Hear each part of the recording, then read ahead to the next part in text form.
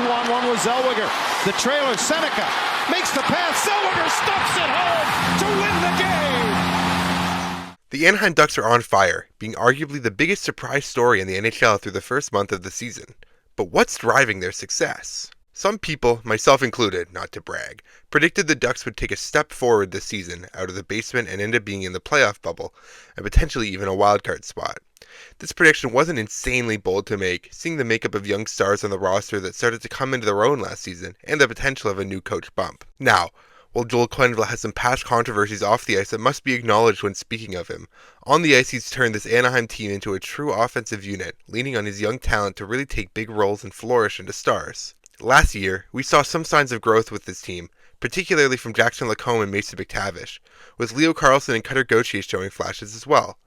But in Greg Cronin's defense-first system, it stifled true growth from a large number of players, in particular on the blue line. While Cronin was lauded for teaching the young Ducklings defense, it didn't exactly show up in their numbers. Anaheim gave up the most expected goals against in the league in 2024-25, and the only reason they weren't similarly close to the bottom in actual goals against was the elite play of Lucas Dostal between the pipes, who ended the season 10th in goals saved above expected. Offensively, the team also struggled, being in the bottom 10 for both goals for and expected goals for. So, as you'd expect coaching a struggling team and failing to develop many youngsters, Cronin was let go in favor of Quenneville, who won 3 cups in Chicago and kick-started the turnaround in Florida before being forced to resign during the pending investigations into the 2010 Brad Aldridge situation. He was reinstated by the league in 2024, and Ducks GM Pat Verbeek gave him his first head coaching gig back in the summer of 2025. Quenneville's coaching has always been about high-octane offense from all over the ice, and he's shown in his past jobs an ability to develop players into elite talents and young teams into true contenders. In Anaheim, this is no different.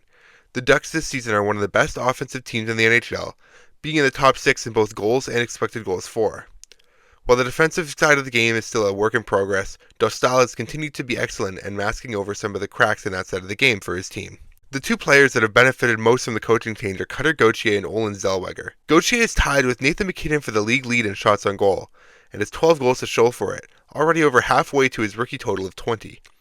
He's lined with Mason McTavish and rookie Beckett Seneca as a dynamic offensive trio that has given the Ducks elite scoring from a second line, something they were sorely lacking in recent years. Meanwhile, Zellweger went from a fringe NHL defenseman under Cronin to a monster under Quenneville. He may be undersized at just 5'10", but he's always been an elite skater with great offensive instincts, which has gotten him many accolades at past levels, including 2 World Junior Gold medals and an All-Star team nod, and the CHL Defenseman of the Year in 2023.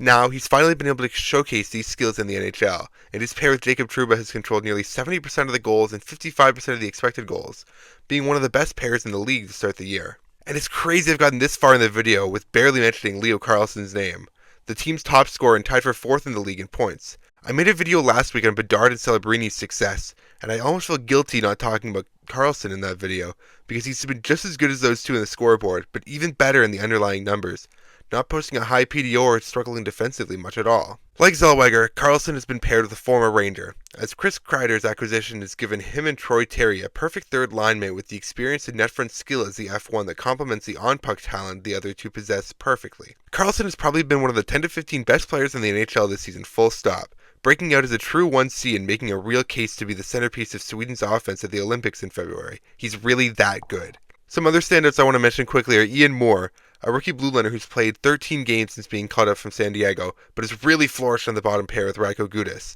and Beckett Seneca, who looks like a long shot to make the team as a 19-year-old after a so-so rookie camp, but really took off in main camp and is now a staple in the top 6 with so much skill and size. Now, there are still some kinks to work out, namely the team defense, but these are the things that will come with time.